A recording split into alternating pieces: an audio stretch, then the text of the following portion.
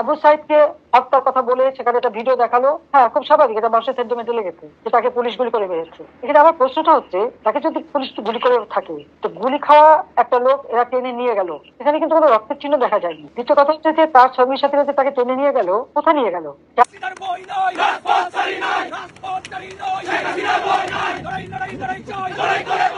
যে নির্বাচনকালীন সময়ে এই ইউনূস সাহেব দেশের প্রধান উপদেষ্টা, শেখ হাসিনার পদত্যাগের পর থেকে দেশ জুড়ে যে অস্থিরতা বিরাজ করছে, এটার শেষ কোথায় আমরা জানি না।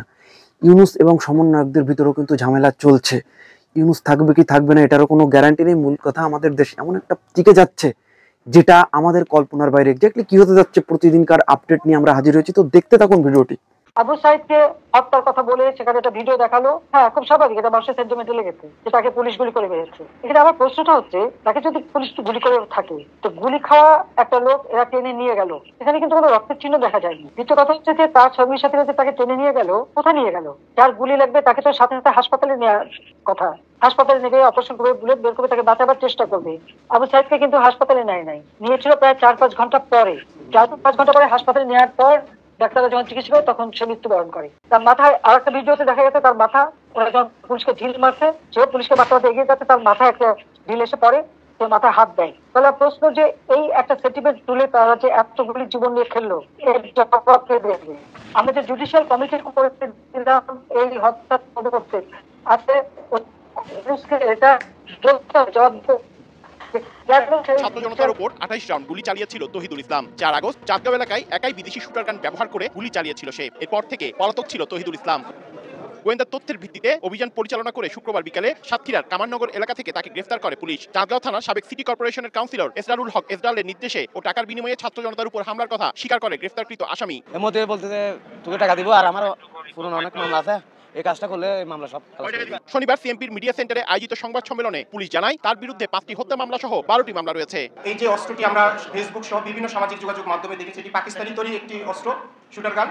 এটি দিয়ে সে গত 4 আগস্ট ছাত্র জনতার আন্দোলন চলাকালে সে একাই 28 রাউন্ড গুলি ফায়ার করেছে বলে সে আমাদের পুলিশের কাছে স্বীকার করেছে। ছাত্র জনতার উপর গুলি বর্ষণকারী বিদেশি অস্ত্রটি উদ্ধারে কাজ চলছে বলে জানিয়েছে পুলিশ। দেখুন, আমরা কিন্তু পার্থপ্রতিম বিশ্বাস, সময় সংবাদ, চট্টগ্রাম। নমস্কার, আমি তরুণ ঘোষ। 8% হিন্দু, তাও তারা ঘর থেকে বেরোতে পারেন না। সেই 8% হিন্দুর মধ্যে হয়তো 8%ও কালকে রংপুরে গিয়ে উপস্থিত হতে পারেননি। তাতেও এত ভয় আটকানোর জন্য 10 কিলোমিটার আগে গাড়ি থামিয়ে সমস্ত জায়গার লোকজনকে নামিয়ে বাস থেকে বেধড়ক মার, এবং মারের চোটে সেখানে 3 জন মারা গেছে, রংপুরে আহত হয়েছে 60 জন। মিডিয়ায় এই সমস্ত প্রকাশ হবে না। তো যদি 8%ই নামতো তাহলে কি হতো? এবার ধরুন 8%-এর জায়গায় যদি সারা দেশে এই যে 35-38% যদি আওয়ামী লীগের ছেলেপিলে নেমে যায়, তাহলে আপনাদের কি অবস্থা হবে? কালকে দেখে রাত্রিবেলা যখন ভিডিওগুলো আমার কাছে এলো, দেখে আমার খুব হাসি পাচ্ছিল যে এই যে কঙ্কালসার আপনাদের সমস্ত এই চেহারায়, এই সমস্ত জঙ্গিবাদীর কঙ্কালসার চেহারা। জঙ্গিবাদ তো হৃষ্টপুষ্ট জঙ্গিবাদ নয়, এ কঙ্কালসার চেহারার জঙ্গিবাদ। এদেরকে তো মেরে ছাতু করেছে, ছাতু বানিয়ে দেবে। 8%-এর 8%কে দেখে এত ভয়। তো এটা যেটা কালকে যেটা হয়েছে ঘটনাটা, সেটাকে চিন্ময় প্রভু বলেছেন প্রকৃতপক্ষে কারা জঙ্গি তা আজ সনাতনীদের উপর আক্রমণের মাধ্যমে প্রমাণিত হয়েছে। এত মারা সত্ত্বেও আপনারা কিন্তু সনাতনীদের ওই বিশাল অনুষ্ঠান, স্বতঃস্ফূর্ত অনুষ্ঠান, সারা রংপুর জুড়ে জয় শ্রীরাম হর হর মহাদেব, আপনারা কিন্তু রুখতে পারেননি। এরপরে জানি আপনারা রিভেঞ্জ নেওয়ার জন্য যে সমস্ত বাড়ি থেকে ছেলেপিলেগুলো গেছিল, সেই সমস্ত বাড়িতে আপনারা হামলা করবেন। কতদিন করবেন? আর কতদিন করবেন? এটা শুনে রাখুন, বেশি দিন কিন্তু আপনারা করতে পারবেন না। কালকে এই যে আপনাদের রংপুরে যে অনুষ্ঠানটা হলো, যে সমাবেশটা হলো, অনুষ্ঠান বলবো না, ভুল বলা হয়েছে, যে ঐতিহাসিক সমাবেশটা হলো, সেই সমাবেশ কিন্তু আপনাদের শিরদাঁড়ায় আসলে হিমস্রোত বইয়ে দিয়েছে। সেখান থেকেই আপনাদের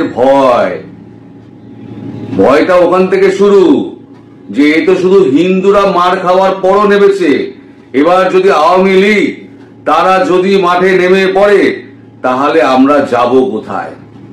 দেশের বাইরে তো পালাতে পারবেন না আপনারা, দেশের মাটিতে কোথাও লুকিয়ে থাকতে পারবেন না। সবাইকে আপনারা, সব শ্রেণীর লোককে আপনারা শত্রু বানিয়ে ফেলেছেন। আপনাদের যাওয়ার কোনো জায়গা নেই, আপনাদের একমাত্র জায়গা হচ্ছে ওপরে, সেটা একেবারে দেয়াল লিখন হয়ে রয়েছে। অনেকদিন আগে মেহবুজ আলম সে কিন্তু একটা ফেসবুকে স্ট্যাটাস দিয়েছিল, রাজনীতিবিদরা হাত মেলাচ্ছে, ফাঁসির দড়ি আমাদের দিকে এগোচ্ছে, এই ধরনের কিছু একটা। আক্ষরিক অর্থে ছেলেটি বুদ্ধিমান, ছেলেটি কিন্তু বুঝতে পেরে গেছে যে বিপ্লব ব্যর্থ হয়েছে, এই বিপ্লব আর টেকেনি। আগে কালকে সনাতনীদের ভিডিওটা একবার দেখে নি, এক ঝলক দেখে নি, তারপরেতে আমি বাকিটুকু বলবো। এখন দেখুন ভিডিওটা, সনাতনীদের ভিডিওটা একবার দেখুন, চাক্ষুষ যে কি পরিমাণ ভিড় হয়েছে এবং কি স্বতঃস্ফূর্ত তার অংশগ্রহণ।